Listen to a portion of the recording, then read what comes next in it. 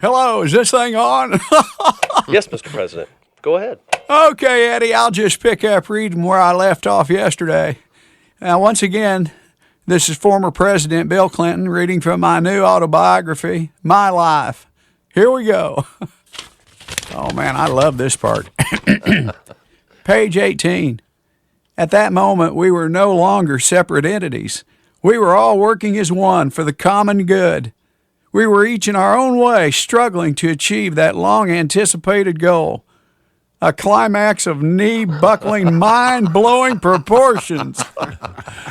I reached for a video that John Kennedy had given me called Graduate School Nympho-Librarians. Cut. Hold it. Mr. Clinton, I think I speak for most men when I say that you are my hero.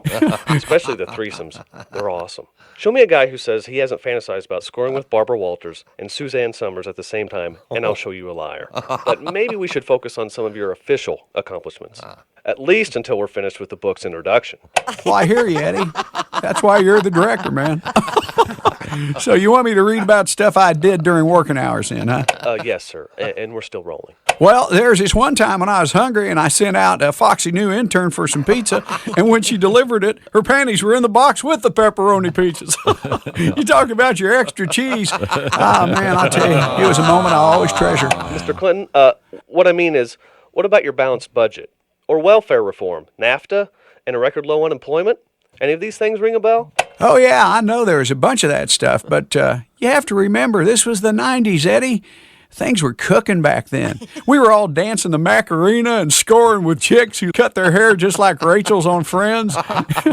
We'd all cruise to Mickey D's for an Arch Deluxe, and we drank Crystal Pepsi, and when we answered the phone, we were all going, "What's up?" Well, that's very interesting, Mr. President, but... It was a time when O.J. Simpson scoured the golf courses searching for the real killer. And Furbies were teaching us how to hug again. Oh, man, the 90s were all that and a bag of chips.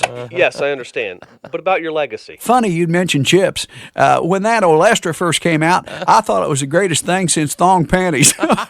But after a couple of bags of Olestra-based chips, I spent a long weekend locked in the smallest room at Camp David, if you know what I mean. Oh, man, my colon felt like a bazooka.